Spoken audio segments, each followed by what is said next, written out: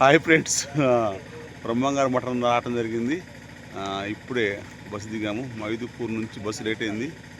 లెక్క అయితే 8:30 నుంచి 9:30 రావాలా, 9 రావాలా, కానీ 10 అయింది. బస్సు ప్రాబ్లం ఉండి బ్రహ్మంగారు మఠం అయితే చేరుకోవడం జరిగింది. మన వాళ్ళు ఏం పేరు? నా పేరు మహేష్ వంశీ. నా వీడియో చూస్తున్నారా? ఏం పేరు? అది బ్రహ్మంగారు మఠం, మన వాళ్ళ మాట. నైట్ పూట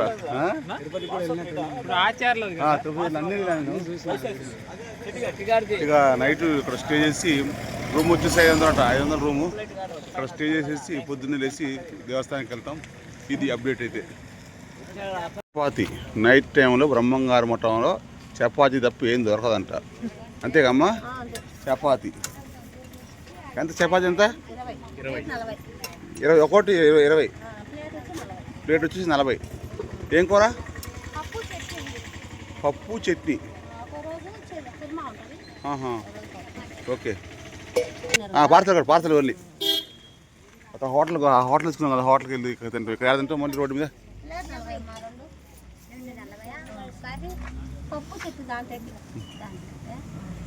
పూట చపాతీ తీసుకుంటున్నాం పార్సల్గా. బ్రదర్ మనోడే. నా పేరు Buddhinagaraju. Okay, very good. My name Chennakrishna. ఏం చేస్తుంటారు?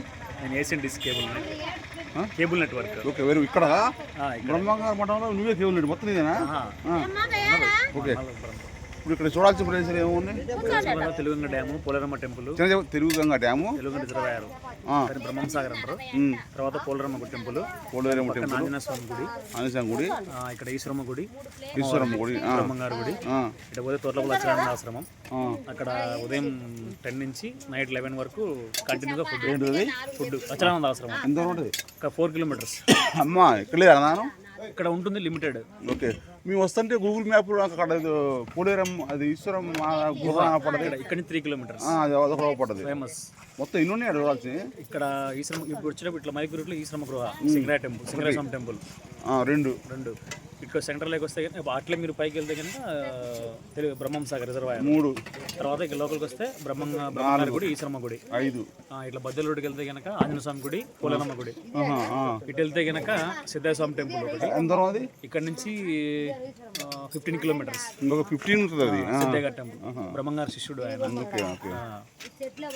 ఇది ప్రస్తుతానికి. మరి నైట్ ఇక్కడ స్టే చేసి పొద్దున్న లేచి మొత్తం తిరిగి నీకు చూపిస్తాను. Good evening friends, good night friends. Night 10:30 ప్రాంతంలో బ్రహ్మంగారు మఠం రావడం జరిగింది.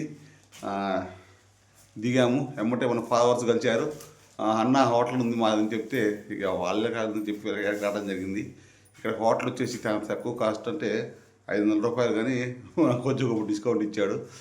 వీడియో చేయన్నా అని చెప్పి, మనోడని చెప్పి. ఓకే. లాడ్జీ వచ్చేసి పవన్ లాడ్జీ, బ్రహ్మంగారి గుడి పక్కనే ఉంటుంది. పవన్ లాడ్జీ అని చెప్పి. ఫుడ్ అయితే ఇక్కడ ఏం లేదు. నైట్ ప్రాంతంలో ఒక చపాతీ పప్పే ఉంది. మనిషికి 2 తెచ్చుకున్నాం, పార్సల్ తెచ్చుకున్నాం. ఈ హోటల్ వచ్చేసి పర్లేదు, మనంతలో నీట్గా ఉంది. చిన్నది, మాకు సరిపోదు ఈ రూము. ఏం చేసుకుంటాం మనం? 24 hours అయితే ఉండగా పొద్దుపూట లేచి 6 గంటలకల్లా స్నానం చేసి రెడీ అయ్యి దర్శనానికి పోవాలా. ఇక్కడ ఏసీ కూడా ఉంది, కానీ ఏసీకి పని చేస్తే పని చేయవు. అయితే చలి పడుతుంది, ఇంకెందుకు సర్లేదు. మా ఏమో ఫ్యాన్ అయినాయి ఇట్లా.